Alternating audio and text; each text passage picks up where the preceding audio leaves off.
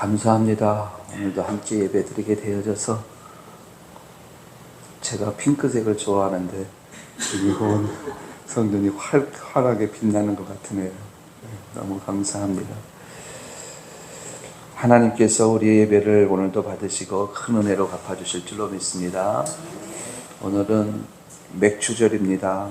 우리가 교회에서 특별히 맥주절을 지키지는 않지만 그래도 맥주절의 의미는 우리가 알아야 되겠기에 우리가 말씀을 좀 준비했습니다.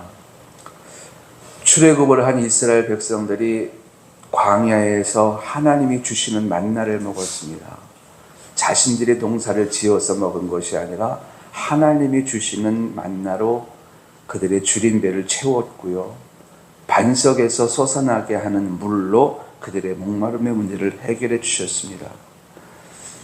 광야를 지나는 동안 이들에게 배고픔의 문제와 목마름의 문제는 생기지 않았습니다. 늘 하나님께서 채워주셨거든요.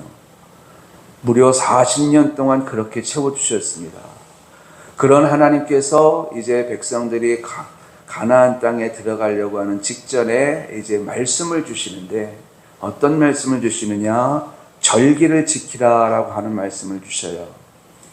세 가지의 절기를 정해 주셨습니다. 유월절을 지켜라, 맥주절을 지켜라, 수장절을 지켜라.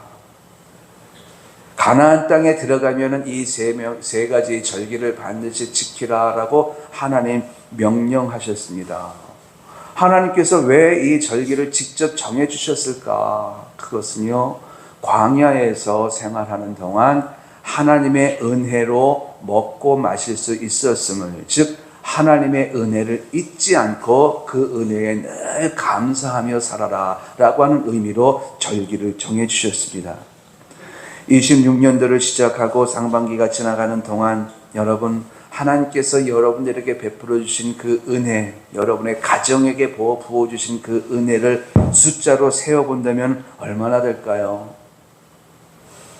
하나님께서 우리에게 부으시는 은혜와 복은 우리가 알도록 부어주시는 은혜와 복도 있지만 우리가 모르는 사이에 부어지는 은혜와 복이 더 많습니다. 그래서 이것을 아는 사람들은 하나님 앞에 어떻게 고백하느냐? 나의 나된 것은 하나님의 은혜입니다 라고 고백을 합니다. 그리고 내가 갖고 누리는 모든 것이 하나님의 은혜입니다 라고 고백을 합니다. 하나님께서 그 은혜를 알게 하기 위해서 너희는 절기를 지키라. 오늘 여러분들도 오늘 성전에 올라와서 예배를 드리며 하나님의 은혜에 깊은 감사를 올려드리면서 예배에 임하고 있는 줄로 믿습니다. 이렇게 하나님은 우리에게 은혜를 베푸시고 그 은혜를 잊지 말래요. 그리고 감사로 표현을 하랍니다. 그런데 우리가 눈여겨봐야 할 것은 오늘 본문 속에 또 신명기 말씀 속에 우리가 들어가 보면은요, 하나님은 우리에게 예물을 준비하여 올라오라 라고 말씀하셔요. 예물. 절기를 지키라고만 말씀하신 것이 아니라 하나님께 나올 때에 빈손으로 오지 말고 반드시 예물을 준비하라. 이렇게 말씀하셨습니다. 왜 그렇게 말씀하셨을까요? 하나님에게는 금도 필요 없고 은도 필요 없습니다. 밭에서 나는 작물도 하나님에게는 필요 없습니다. 즉 물질로 되어진 것들은 하나님에게는 전혀 필요 없는 것들이거든요. 그런데 하나님은 올라올 때에 빈손으로 오지 말고 예물을 가지고 오라 라고 말씀을 하셨습니다. 왜 그러셨을까요? 그것은 하나님께서 우리들에게서 받길 원하시는 예물이 있었기 때문에 그렇습니다. 그렇다면 하나님께서 우리에게서 받길 원하시는 예물이 무엇일까? 여러분 자신입니다. 여러분은 누구입니까? 여러분 천하보다 더 귀한 영혼들입니다. 하나님께서 여러분들을 창조하시고 심히 기뻐하신 여러분들입니다. 하나님은 여러분들을 하나님이 가장 기뻐하시는 예물로 받길 원하셔요. 말씀드린 대로 하나님에게는 은이나 금이 필요 없거든요. 정말 하나님께서 원하시는 예물은 무엇인가? 여러분들 자신이에요. 출애굽기 23장 19절 말씀 이하에 보면은요, 하나님께서 이렇게 말씀하셔요. 분배받은 땅에서 처음 거둔 열매의 가장 좋은 것을 예물로 가져다가 하나님께 드리면서 제사를 드리라. 제사의 형식을 가르쳐 주신 거지요. 하나님의 은혜를 기억 잊지 말고 감사하라는 뜻입니다. 이것은 하나님의 권면이 아니라 명령입니다. 그렇기 때문에 우리도 그렇게 해야 합니다. 여기서 예물이라고 하는 말은요, 누구에게 드리는 선물을 뜻합니다. 그리고 잠언 21장에 보면은 선물은 사람의 마음을 기쁘게 한대요. 이것을 연결시키면 어떤 의미입니까? 우리가 하나님께 예물을 드릴 때에 그것은 곧 하나님께 선물을 드리는 것이고, 그 선물은 하나님을 기쁘게 한다라는 뜻이 될 것입니다. 맥주절, 여러분들은 변함없이 맥주절 52주 가운데 한 주가 특별해서 올라온 것이 아니라 여러분들은 맥주절을 기억하면서 그런 심정으로 오늘도 성전에 올라오셨을 것입니다. 왜냐? 우리의 삶은 매일이 주일이고 매일이 감사절이고 매일이 하나님의 은혜 속에 살아가는 날들이기 때문에 그렇습니다. 여러분들은 분명 그런 마음을 가지고 올라오셨을 거예요. 하나님께서 이스라엘 백성들에게 성막을 지으라라는 말씀을 전하셨습니다. 그리고 너희들이 가져온 예물로 성막을 지으라라고 모세에게 또다시 명령을 하셨습니다. 백성들 나름대로 하나님께 예물을 가져오는데 은, 금, 놋, 청색실, 자색실, 수양의 가죽, 해달의 가죽, 조각목, 여러 종류로 자기들이 마음에 감동되는 것을 가지고 하나님 앞에 나왔고, 하나님은 그것을 받으시면서 심히 기뻐하셨습니다. 말씀드린 대로 여러분, 하나님께서 예물을 가져오라라고 말씀하셨는데, 하나님께서 은이 필요해서, 금이 필요해서, 보석이 필요해서 예물을 가져오라 하셨을까요? 하나님이 가장 기뻐하시는 예물은 그런 것들이 아니라 여러분들 자신이 제물이 되어서, 즉 산제물이 되어져서 하나님 앞에 예물로 드려지는 것을 원하시는 거예요. 그래서 오늘 예배가 사실은 여러분들이 하나님 앞에 드려지는 예물이 되어져서 예배가 진행되어질 때에 하나님은 여러분들을 통해서 큰 기쁨을 얻으시고 하늘의 신령한 은혜와 땅의 기름진 복을 부으신다는 것입니다. 그래서 사도 바울이 로마서 12장 말씀에 뭐라고 말씀하고 있냐면은 너희 몸을 하나님께서 기뻐하시는 거룩한 산 제물로 드려라. 너희 몸을 산 제물로 드리는데 거룩한 산 제물로 드리라.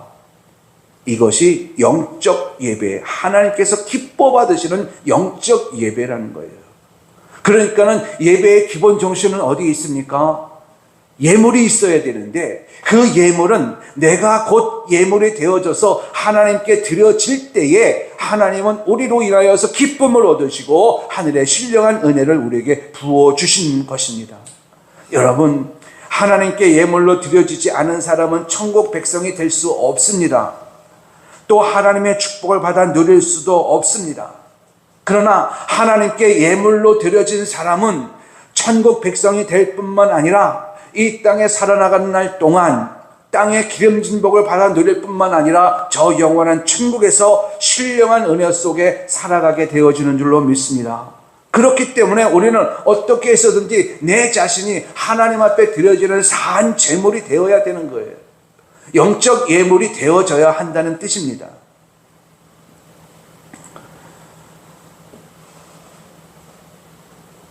예를 들어서 하나님께 드려진다는 말의 의미를 한번 생각해 보죠.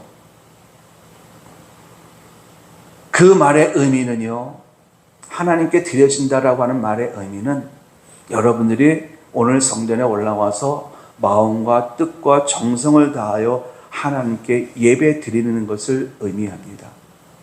또 하나님께 드려진다라고 하는 말은 여러분들이 주일날 성전에 올라와서 하나님의 말씀을 받고 그 말씀을 가지고 일주일 동안 세상과 구별된 삶을 살면서 하나님 앞에서의 삶을 살아갈 때에 그것이 곧 하나님께 드려지는 것입니다. 한 아버지가 있습니다. 어떤 아버지가 있는데 이 아버지에게는 몇 년째 소식이 끊어진 채 살아가는 아들이 있었습니다. 이 아들 이외에 다른 자식들도 있는데 이 다른 자식들이 아버지의 생일이 되면 생일 선물을 해요. 그 아들들, 그 자식들에게 받은 생일 선물을 안고 마음에 기쁨을 갖지만은 진짜 기쁘지는 않아요. 왜? 소식이 끊어진 채 살아가는 아들이 있거든요. 이 아버지에게 진짜 기쁨이 되려면 소식이 끊어진 그 아들이 아버지께로 돌아와서 아버지에게 생일 축하 인사를 전할 때에 이 아버지의 마음에 진짜 기쁨이 되는 것입니다.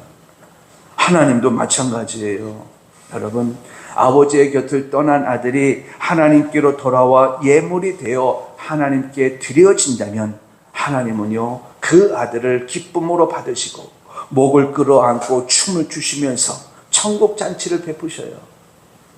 로마서 19장 21절 말씀에 모든 피조물들이 하나님의 아들들이 돌아오기만을 기대하는 이유가 바로 이런 이유예요.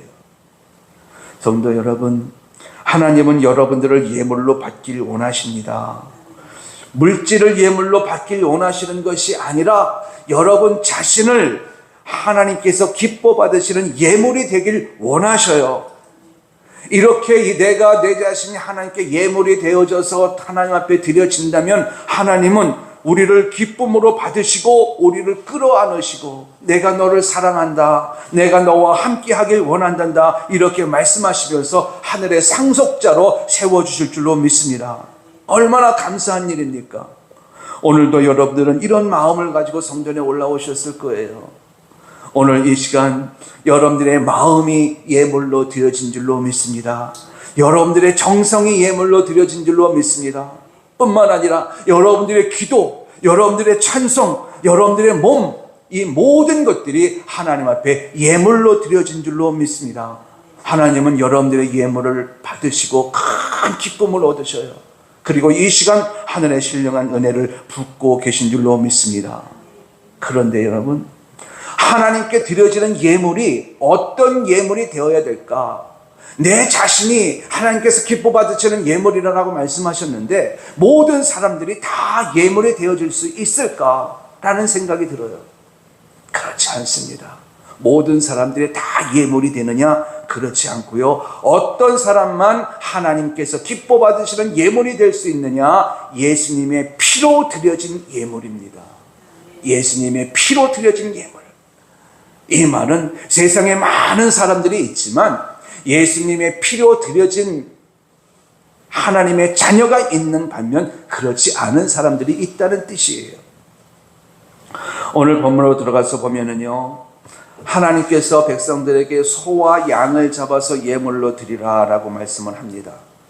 왜 그렇게 하셨을까? 이유가 있습니다. 사람이 제물이 되어 하나님께 드려진다면 그 사람을 죽여야지요. 그리고 피를 내서 제단에 뿌려야 되고 몸은 각을 떠서 불을 태워야 합니다. 이렇게 한다면은 하나님이 얼마나 잔인한 하나님입니까? 끔찍한 하나님이죠. 있을 수 없는 일이지요. 또 사람이 제물이 되어 하나님께 예물로 드려지려면은 그 제물이 흠도 없고 점도 없고 티도 없이 정결해야 하는데 아담 이래에 태어난 모든 사람들에게는 죄로 말미암아 흠이 있습니다. 점이 있습니다.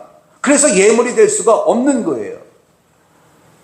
하나님 앞에 사람을 제물로 드릴 수 없는 이유가 바로 이런 이유 때문이고 사람이 제물이 될 수 없는 이유가 바로 이런 이유입니다. 그래서 하나님은 사람을 대신해서 양이나 소를 잡아서 하나님 앞에 예물을 드리라라고 말씀하셨는데 사람 대신 제물로 드려지는 이 소나 양이 제사장의 앞에 오면은 제사장은 그 머리에 손을 얹고 안수를 합니다. 그리고 사람이 지은 죄를 그 소나 양에게 전가시켜요. 그리고 소를 잡아서 피를 뽑아 제단에 뿌리고 몸은 각을 떠서 불에 태웁니다. 이것이 구약 백성들이 하나님께 드리는 제사 방식이에요. 그러나 오늘날 우리는 그렇게 할 수는 없지 않습니까? 그런데 여기서 우리가 생각해 봐야 될 것이 있어요. 우리가 하나님 앞에 산 제물이 되어져서 드려졌다.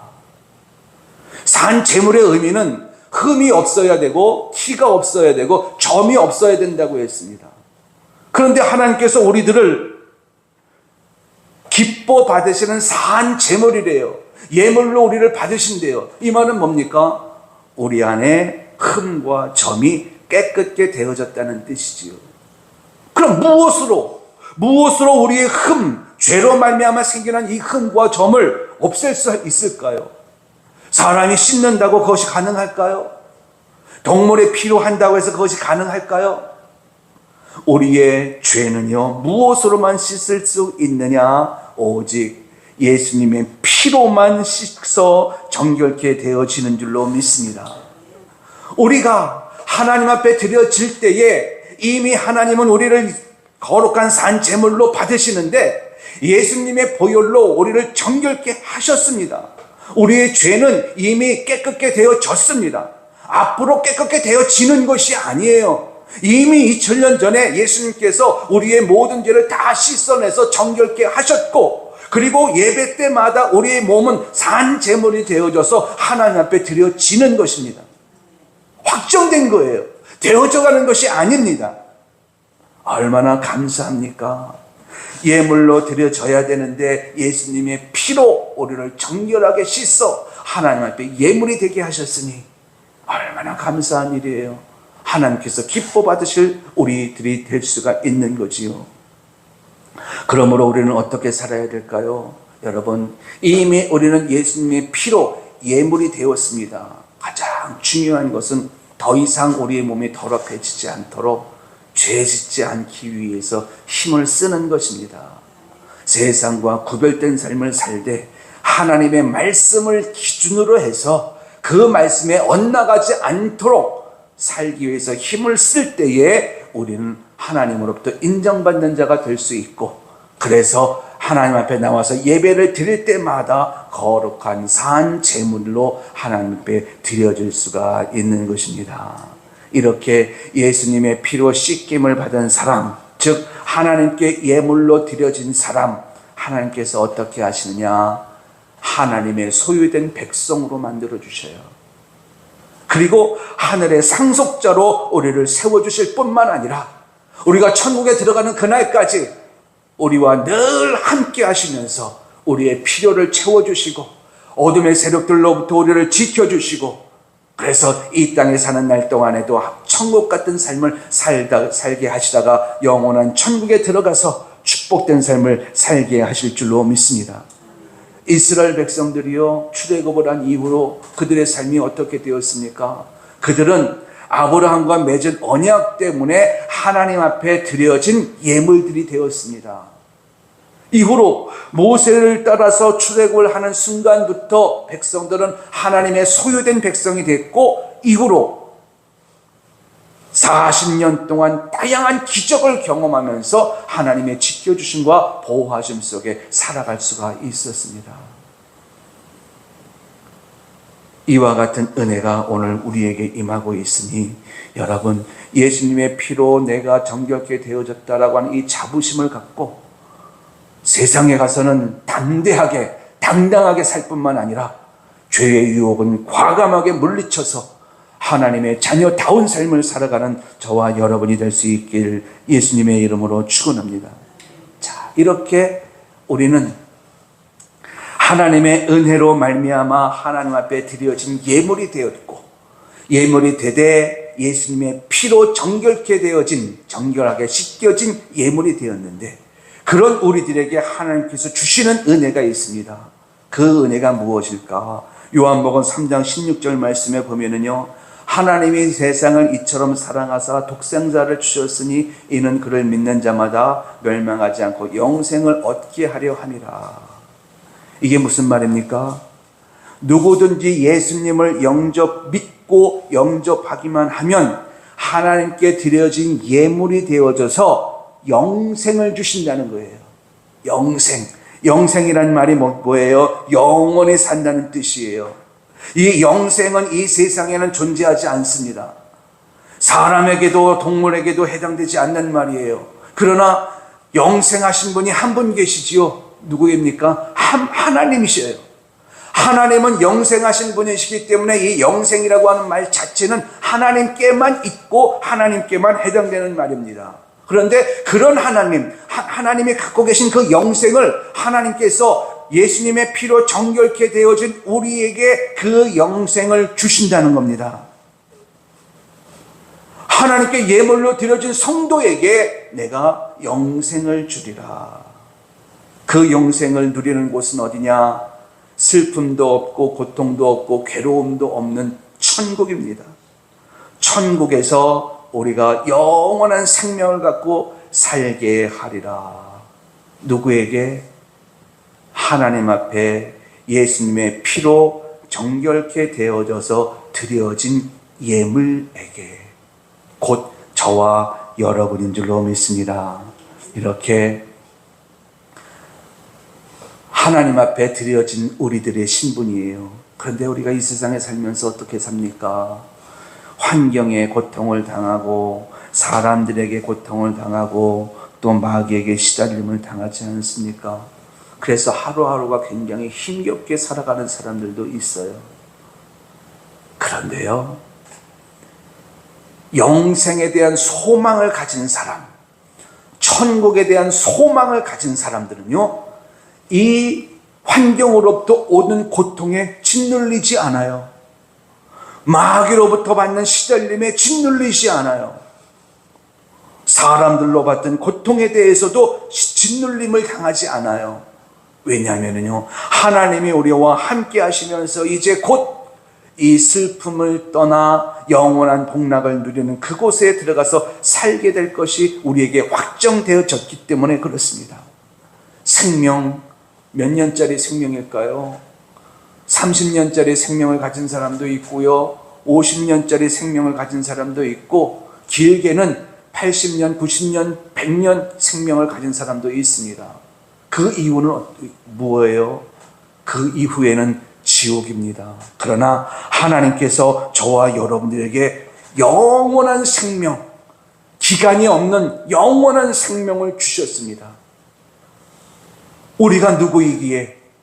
우리는 하나님께 예물로 드려진, 즉 예수님의 피로 정결케 되어져서 하나님 앞에 드려진 예물이기 때문에 하나님께서 우리에게 이와 같은 은혜를 부으시는 것입니다. 그러면 우리는 이 세상을 어떻게 살아야 할까요? 두 번째 대지에서 세상과 구별된 삶을 살라고 말씀하셨습니다. 이제 우리에게 영생을 주신 그 하나님의 은혜를 기억하면서 늘 감사만 하며 살아가는 여러분들이 될 수 있길 예수님의 이름으로 축원합니다. 잠깐 세상 일로 인하여 시달림을 받을 수 있지만 그 시달림은 이제 곧 끝날 거예요. 없는 것 때문에 고통을 받을 수 있지만 그 없는 것도 이제 곧 끝나서 넉넉한 축복된 삶을 살게 될 그 날이 곧 올 겁니다. 얼마나 기쁘고 얼마나 감사하고 얼마나 소망 있는 순간입니까?